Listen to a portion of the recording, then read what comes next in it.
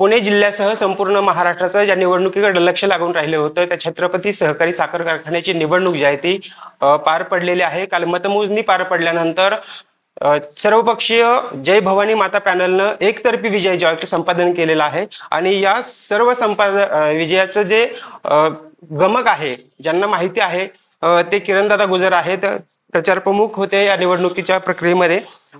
दादा, खूप खूप अभिनंदन तुमचं. एकतर्फी विजय मिळालेला आहे.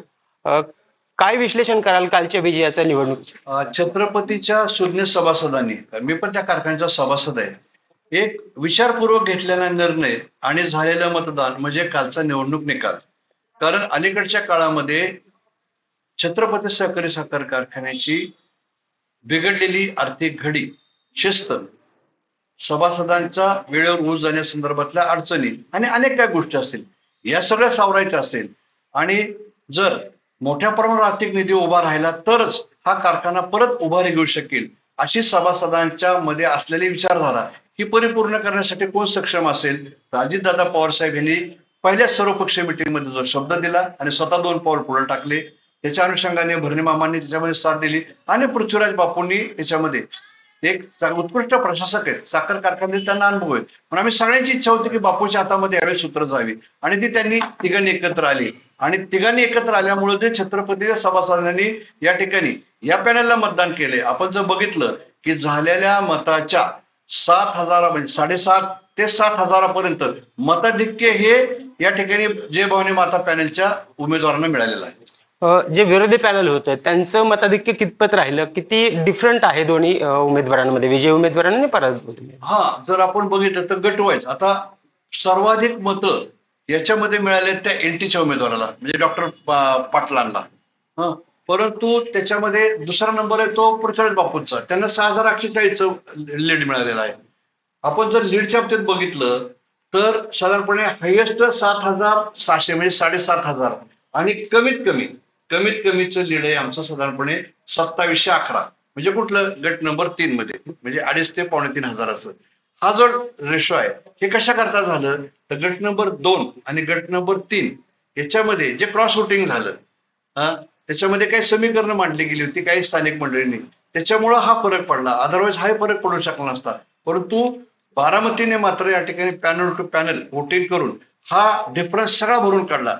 बारामती गट नंबर 5 आणि 6 आणि गट नंबर भरणेमामांचा जो गट आहे अंतुरण्याचा, त्यांनी या तिघांनी मिळून याच्यामध्ये हे संपूर्ण जे इम्बॅलन्स करण्याचं काम केलं होतं ते सगळं बॅलन्स होणार. दादा, मला एक सांगा की बारामती आणि इंदापूरचं कार्यक्षेत्र तालुक्याचं या कारखान्याचं आहे.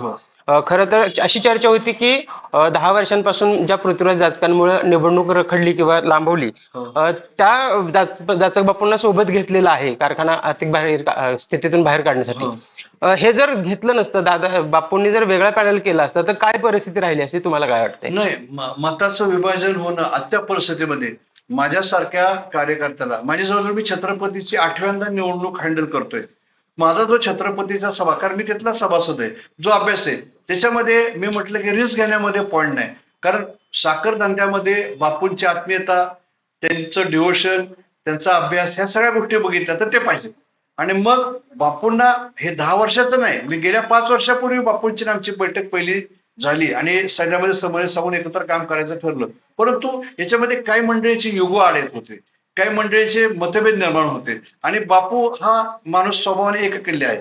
त्यांच्या मनाला नाही पटलं तर बापू ऍक्सेप्ट करत नाही आणि मनाला मुरड घालत नाही, त्याच्यामध्ये तटकीपट सगळं सोडून निघून जातात. अशा वेळेला परत त्यांना एकत्र आणणं, माझा त्याच्यामध्ये स्वार्थ एकच होता की आपण त्या कारखान्यात सभासद, आपल्या डोळ्यासमोर जर आपला प्रपंच या कारखान्याच्या चुकीच्या पद्धतीच्या व्यवस्थापनामुळे उद्ध्वस्त होणार असेल, याच्यामध्ये कुठेतरी सावरलं पाहिजे, म्हणून मी त्या ठिकाणी बापूची सांगड घालण्याचा आटोकाट प्रयत्न केला.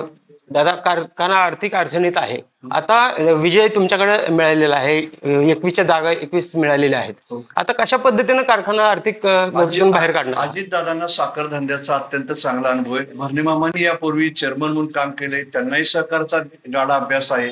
मला असं वाटतं आणि बापू याच्यामध्ये योजना देतील, याच्यामध्ये शासनाकडून, सहकार खात्याकडून, एनसीडीसी कडून कशा पद्धतीने निधी आणायचा आणि नजीकच्या 2-3 वर्षामध्ये नुसतं आर्थिक निधी आणून चालणार नाही तर ऊसाची लागण तारीख, त्याच्यानंतर कार्यक्षेत्रातला वेळेवर ऊस तोडणं जाणं, कार्यक्षेत्रातला ऊस बाहेर न जाण्यासाठी शेतकऱ्यांना भावाची हमी मिळणं, त्याच्यानंतर काटकसर करणं, हे काही गोष्टीचे निर्णय बापूंना करावे लागणार आहेत. आणि बापू म्हणजे कडक ऍडमिनिस्ट्रेटर आहेत, त्यामुळे ते करतील. आणि मग दोन्हीचा समन्वय साधला तर कारखाना आर्थिक संकटातून बाहेर निघायला फारसा वेळ लागणार नाही. आपल्याला आठवतंय का की सोमेश्वर कारखान्याची ह्याच्यापेक्षा वाईट अवस्था झाली होती, पण अजितदादा शब्द देऊन तो कारखाना ज्या पद्धतीने बाहेर पडला, तोच या ठिकाणी परफॉर्मन्स दादा वापरतील अशी मला खात्री आहे. दादा, आज छत्रपती कारखान्याची निवडणूक झाली, मतमोजणी झाली, निकाल एकतर्फी लागला.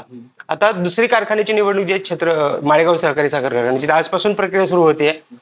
त्या निवडणुकीच्या अनुषंगानं कसं समीकरण राहणार आहे? दादांचं पुढाकार किंवा दादांनी 22 तारखेला मेळावा लावलेला आहे, कसं समीकरण राहणार आहे? नाही, दादा त्यांची भूमिका स्पष्ट करतील. दादांचं म्हणणं असं आहे की आता दिवस राहिलेले नाही, याच्यामध्ये संस्थाच्या बाबतीत कुठंतरी निवडणुका करत घे, खर्च कर, काय कर, ह्याच्यापेक्षा सर्वांना बरोबर घेऊन एकत्रितपणे दादांचा चांगला विचार आहे की तुम्ही बघितलं का की छत्रपतीच्या वेळेला पृथ्वीराज बापूंनी आयोजित केलेल्या मेळाव्यात दादा स्वतःहून जॉईन झाले आणि स्वतः सांगितलं की मी तुमच्या बरोबर चला आपण करू. तसं जर माळेगावच्या बाबतीतही झालं तर ते चुकीचं किंवा वावगं दिसणार नाही, हे माझं व्यक्तिगत मत आहे. मी काय माळेगावचा सभासद नाही, पण बारामती तालुक्यातला एक कार्यकर्त्या नात्याने मला असं वाटतं की आता परिवर्तनाची गरज आहे. आणि याच्यामध्ये सर्वांना विचारात घेऊन मग बाळासाहेब भाऊ असतील, चंद्रराव असतील, रंजन पाटील असतील, केशव बापू असतील आणि दादांना माहित आहे, अशा सर्व संस्थेच्या हितासाठी मंडळींनी एकत्र येऊन या कारखान्याची निवडणूक कशा पद्धतीने बिनविरोध आपल्याला करता येईल असा प्रयत्न करावा, असं माझ्यासारखं प्रामाणिक मत आहे. दादांनी जसं छत्रपतीला एक पाऊल पुढे टाकलं तसं माळेगावला टाकतील असं वाटतंय तुम्हाला? हो, अजितदादा सकारात्मक आहे, पॉझिटिव्ह आहेत.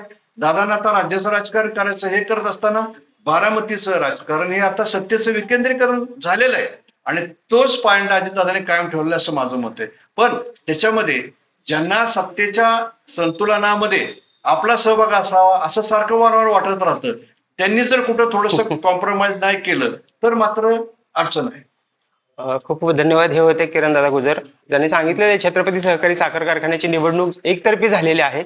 माळेगावला देखील तसाच पद्धतीचा प्रयत्न राहणार आहे. दादांनी एक पाऊल पुढे टाकून निवडणूक बिनविरोध करण्यासाठी दादांचं मत आहे की ही निवडणूक बिनविरोध व्हावी. आता बघावं लागेल छत्रपतीप्रमाणे माळेगावचा कौल देखील सभासद कशा पद्धतीने देतात का निवडणूक बिनविरोध होते. कॅमेरामॅन तेजस मी वसंत पोरे, मुंबई तक, बारामती.